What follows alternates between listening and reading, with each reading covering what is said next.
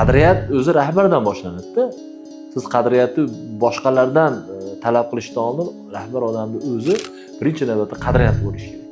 Qadriyat ishxonani o'zini imkoniyatdan kelib chiqqan holatda va o'sha mijozni va o'sha tashkilotni qiymatlarida kelib chiqib ishlanadi-da bu qadriyat. Keyin insoniylik qadriyatlari bor, ish qadriyatlari bor.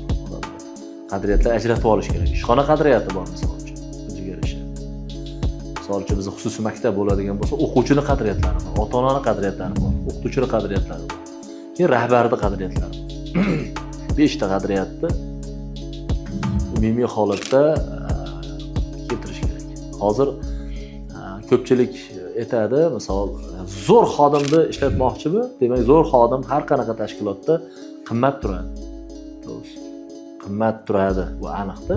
Chunki, xo'p, men u narsani bajaraman degan xodim yaxshi xodim, lekin yaxshi ish bera oladi deyishlik xato. Xo'p, mana ishni qila olib, bo'pti deb ishni bajarib, sizga qo'shimcha ravishda sizga takliflar bilan, sizni bergan topshiriqlaringizga ijobiy o'sish uchun e'tirozlar bilan chiqadigan kadr bo'lishi kerak edi.